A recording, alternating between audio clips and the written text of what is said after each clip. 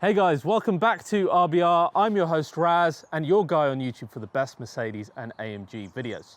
Today I've got here covered up the brand new W206 C-Class, the 2021 brand new generation of C-Class under this cover here. Or have I? As we've done in recent first look videos, this video is powered by RBR Magic, as I was not prepared to travel abroad and endanger other people just to get content for my channel. However, every single shot in this video has been directed and filmed by me. How have I done that? Well, I'll show you just after we reveal this brand new C-Class. Let's take the covers off and check out this brand new generation of the baby Benz. So guys, here we go. Let's unveil the brand new C-Class of the 206 series.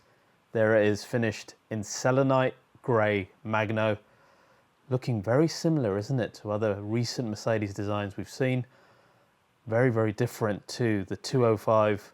Loads of stuff to unpack. We've got two cars here today, one saloon sedan and one wagon or estate, whatever you like to call them. We're going to unpack both of them, both inside and out, and see what you think of this, the brand new Mercedes-Benz C-Class of the 206 generation.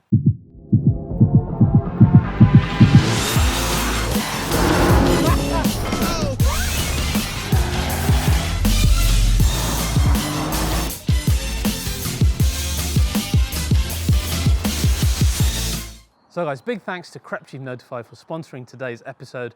They're a community that notifies you of the best and rarest items to either keep for your own collection or to sell on for extra income. We're talking about stuff like the newest gadgets like the PS5 and the Xbox Series X, or for nerds like me, the latest and rarest Pokemon cards, and indeed stuff like home weights or rare shoes and sneakers that are difficult to otherwise get a hold of. We've got a code down below which is CCN10 for £10 off subscribing. Well worth looking at if you want to make some extra income to splurge on cars or just to get some rarer items. So guys, there you go, the brand new W206 C-Class generation. Now before we dive in, I think you guys would love to see some behind the scenes of, what are press departments and manufacturers and journalists doing during this time when you can't really travel to review stuff or show cars off. And I must take my hat off to Mercedes-Benz for doing an epic job compared to everybody else of digital launches. I want to show you how they allowed me to create content for RBR for you guys. Hi from Sindelfingen and welcome to Meet Mercedes, the outlook for 2021. So this is not M-Town, this is Sindelfingen. So I actually had a presentation from three of the main leads on C-Class, which was very extensive. It allowed me to do Q&A. They went all around the car, showed me every single aspect of the car that I wanted to see, inside and out, answered questions, and this was done all months ago via an online video call. It was great to speak to the experts, which no other brand has offered during these COVID times, but then I could also direct the cameraman after that session was done to get the exact shots that I wanted, all in RBR style for you guys. So hats off to Mercedes-Benz for making the best of a really bad situation. Really well done, guys. Now, moving on to this new generation of C-Class. It is a massive step forward for Mercedes-Benz. As you know, the baby Benz is their best seller bar none. It sells more models both in Mercedes-Benz and Mercedes-AMG than any other car. It is super important and has been since it was introduced in the 190 era as the baby Benz before the C-Class name came out. Now, I'm not going to do the history of C-Class in this video. I know you guys want to see it in the RBR style, but I will do that when we do the full drive. You guys are going to love it. We'll go from the baby Benz all the way to this 206. Today, we're going to focus just on this car for the purposes of a first look. So let's start with the new C-Class. I'm going to be showing you two cars today. Both of them are finished in the full AMG line, which is the best seller throughout the world. And I'll be showing you the saloon finished here in selenite grey magno and the estate version finished in a brand new blue that I'll let you in on later on in the video. Now this car, as I said, it's the main car for Mercedes-Benz. Forget the S-Class, forget everything else, the compact cars. The C-Class is the most important. Now, in every other generation, a manufacturer makes a big statement with a new series model. That's what's happening here with the C-Class. Forget about the ill-received EQ brand of fully electric cars. This is the first classic Mercedes-Benz model lineup, which is actually their best seller, to be released completely electrified. You cannot buy a pure combustion version of the new C-Class. Everything comes either hybridized or as a full plug-in hybrid variant in this new C-Class. If you read the press release, words like sustainable, eco, climate, future, electrification come out hundreds of times in the press release, and that should really give you an idea of what they are focusing with their main best-selling car, and that is a real look towards the future. As we know, in various countries, there will be a ban on pure combustion cars from either 2025, 2030 or 2035, depending on your region, and this new C-Class is ready to meet that. Now, reading that press release, I must admit, I felt a little bit dirty at the end of it. As you guys know, I love my AMGs, and every single C-Class in this new generation are all going to be four-cylinder, and that includes the AMG variants as well. What are you doing, AMG? Please stop. Sorry, it's a very, very emotional topic for me. We'll get onto AMGs near the end. I'm going to tell you about both of the variants that are coming, and I'll show you what I think they might look like as well. So guys, let's start off with design, because that's what you guys will know about straight away. And it looks very familiar, this car, doesn't it? And that's because it's very, very similar to the new E-Class facelift and the brand new generation of the S-Class, especially on the rear. When you look at those lights, so similar. So, and this is kind of looking back, I think, to the 190 baby Benz when it looked like its elder siblings as well. Mercedes really wanting all of their saloons to look near identical. So let's begin with what's changed here. If we look at the previous generation C-Class on the front end, you can see that the grille was a more smiley face, more upright. Whereas when we come to this one, it's gone to that more AMG style, I think, with the A-shaped grille, like a more angry face. So that's the first significant change. You can see the front has got very short overhangs. The grille is low, very wide, and we get close to it. The grille is actually quite a feature on this. Yes, you've got the single bar going through it, as you've seen an AMG line in the past, but rather than the diamond dots of the past, you've got these little chrome MB stars, which is a really nice touch, I think.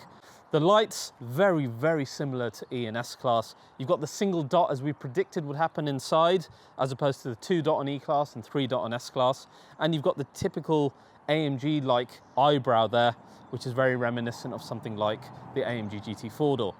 Below that, the air intakes, they look bigger and wider to me. Of course, you've got the air curtains on the side. It's all very aerodynamically efficient, but quite aggressive, again, compared to the previous generation of car.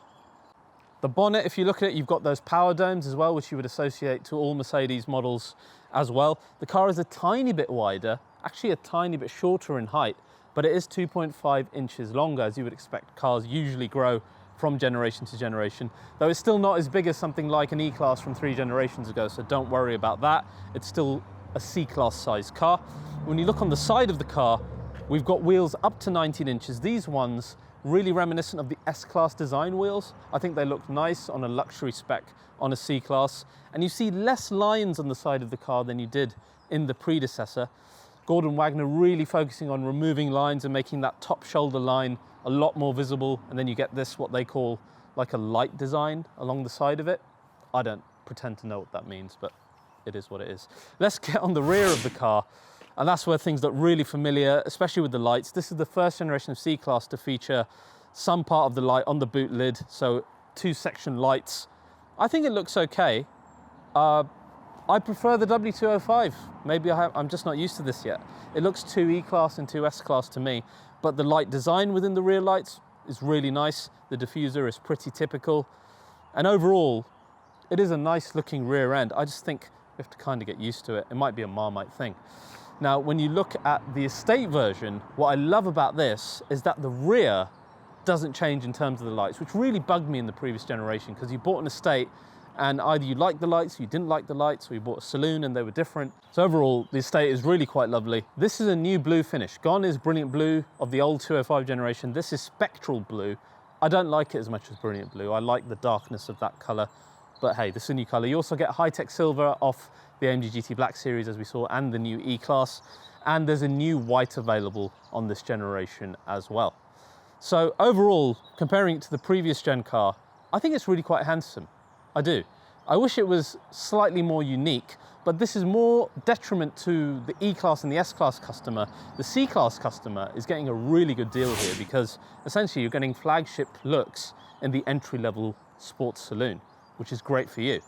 So in the past, the C-Class has always shared design elements, particularly with the S-Class being like a baby version of that car. And it's never been more obvious than in this generation, not only on the exterior, but when we take a look, at the very, very revolutionary interior.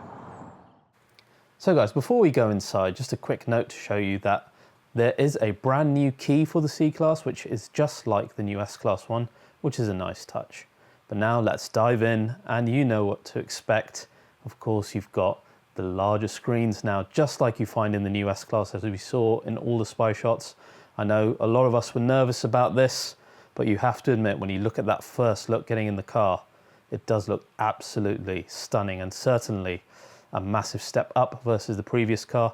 The steering wheel there is the new Super Sport steering wheel, as we first saw in the new E-Class and in the new S-Class. Now, this has of course got capacitive touch buttons on the main spokes, and you can change your screens in front of you. Sadly though, one thing that I was a little bit upset to find out, you do not get the 3D screen that you find in the S-Class. That has been reserved for the higher end model. I'm sure we'll get it one day in a facelift. Of course then, you have the upgraded version of MBUX in the massive screen in the middle, which is slightly tilted now towards the driver versus the one in the S-Class. It is of course a multi-touch display that supports haptic feedback and allows you to swipe through even things like your temperature, etc. I still personally do not like touch controls, but this is the easiest system that I've ever used in terms of a touch interface. Now, when we do the full review and the full drive, I'm going to show you this entire system, top to bottom. However, just a really quick show of how easy it is to change something like the ambient lighting, which you're likely to do quite often. And then one part that I love a lot is the driving modes and how good they look when you change them on the main screen. Now, just some details that I absolutely love about the interior, like these airline-like vents that you see sitting above the screen, so much nicer than the one that you found in the S-Class, and you get a lot more trim than you do in the S-Class. You can see that surrounding the front dashboard here, particularly highlighted with all the lovely ambient lighting. It just looks amazing. In my opinion, weirdly, this car looks even better than the S-Class does inside. And it doesn't end there. You look at simple things like the door card, how the ambient lighting sits around that hovering control pad, and how nice the seats are, mimicking kind of the design you get in the G-Wagon as well. Really, really high-class finish now in the C-Class versus what it used to be. Same story in the rear. It looks amazing. And I think this is going to be big bang for buck for C-Class buyers. You should be very, very happy with this extremely high-end interior that Mercedes have given this car, maybe apart from the screens. Now let's talk about engines. As I said, everything's electrified and hybridized. That means at the heart of this new C-Class is a 48-volt electrical system, much like we've seen in the new GLE, S-Class, or in the 53 AMGs. That also means we've got that integrated starter generator that helps the car produce an immediate 20 brake horsepower and 200 Newton meters of torque from the get-go, from very low speeds, giving it almost EV-like response. But this one is new generation.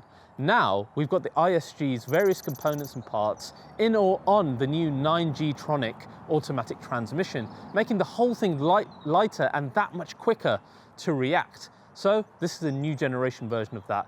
Shortly after launch, there will be new plug-in hybrids in the C-Class range that are massively improved versus the previous generation.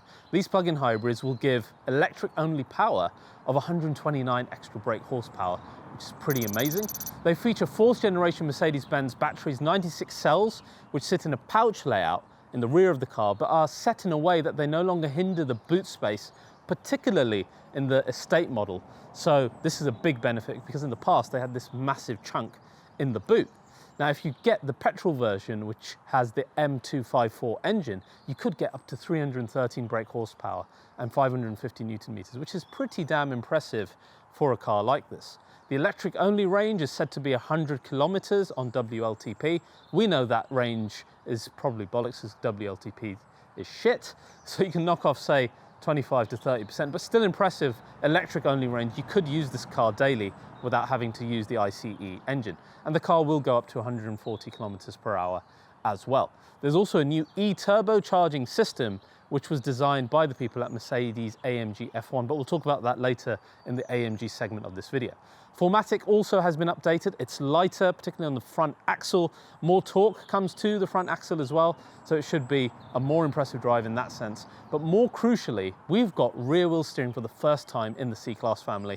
Again, trickle down from the S-Class, that will add a whole new layer of driving dynamics to this new generation, particularly in the more sporty versions. And as we saw in the S-Class video, that's going to help with turning circle at low speeds and then turning at high speeds as well. Now, speaking of 4MATIC, let's move on to the dreaded topic for me, and that is AMG. Now, AMG are very, very clever people, aren't they? I've noticed recently, I don't know if you guys have, whenever they talk about the AMG 1 hypercar, they've started mentioning a new brand called E-Performance. And I'm 95% sure they will use that as a link between the AMG 1 and the new 4-cylinder series of C-Class that's scaring the shit out of all of us. So expect that to come there. I think E-Performance is what they're going to call it. Now, this AMG line gives us a really good example of what that first car, the entry-level AMG model, will look like. I think that'll either be the C43 or the C53. As we said, regardless of the level, whether it's C43 or C63, they'll all be 4 cylinders. In this one, I think you can expect power up to 400 brake horsepower. Of course, you'll have more torque than before because we will have the ISG. Everything will be hybridized. As we said, every model of the C-Class. And no doubt the 0 to 60 will be improved as well. No doubt you'll have the Panamericana grille as we've seen in the spy shots, but I don't expect anything too different on the rest of the front end as we've seen in the past. On the rear, you can expect the round pipes as our typical trait for entry-level AMGs now, and perhaps a slightly more aggressive diffuser than the AMG line. Be interesting to see what they name it, either C43 or C53. I would hope that the 4MATIC system is a bit more clever and you have completely variable power of 100% going to the rear if you want it, but they may save that party trick for then the 63. Now, in the past, there was a big difference between the 43 and the 63. 43 was a 6-cylinder, 4MATIC, very simple system, versus the 63 with its V8 and a pure rear-wheel drive monster. Now, they're actually quite similar. Both of them are going to be 4MATIC. You can expect 4MATIC Plus in the new C63, which means fully variable power going to the rear with a drift mode and rear-wheel drive mode, as we saw in the E63. Despite being a 4-cylinder, I expect the output to be higher than the last generation as a selling point. I expect something like 520 brake horsepower. You'll have more torque again because of the electrification, and I think you will have an improved 0 to 60 thanks to the 4MATIC as well. But that's not where the headline is. The headline is with the new E-Turbo, which has been developed in coordination with Mercedes AMG F1 and Garrett Motion, and they've created a new turbocharger that has an electrical motor within it. This E-Turbo adds a compact electric motor integrated in the turbocharger shaft in between the fresh air side and the exhaust side. And what it does, it spools the compressor wheel before the exhaust gases get in, which is when it would normally spool, thus completely negating lag and giving a much quicker response. And again, all of that flows from Mercedes AMG F1 and all this new learning for E-Performance. But it's still a 4-cylinder that's going to be called a C63, and I'm still not over that, despite what it might look like. So guys, that's your new W206 generation of C-Class. I think it's a massive step forward. If we're looking at the base model and the plug-in hybrids, it's a huge step forward. And because this is the best-selling Mercedes-Benz model, this is a big win for customers. You get so much more value added, forgetting the exterior design, just focusing on how good the new generation of MBUX is, how good the plug-in hybrids could be, and electrification in the future. As a daily car, bang for buck for Mercedes-Benz customers is massive. I'm excited to drive it, particularly the plug-in hybrid variants. I'm excited to actually see it in person. I'm probably less excited to show you stuff to do with the new AMGs, but I've got something coming up early this year for you guys as well. Now, if you have enjoyed this and if you've enjoyed the effort that I've put into this, I'd really ask you, please do like and subscribe to the channel. We've got about 80% unsubscribed viewers, which is crazy. I'm really grateful you watch regardless, but it really does help the channel, particularly when I'm doing these much harder VFX edits. So please do like, subscribe, share it, and I can't wait to see you guys again soon.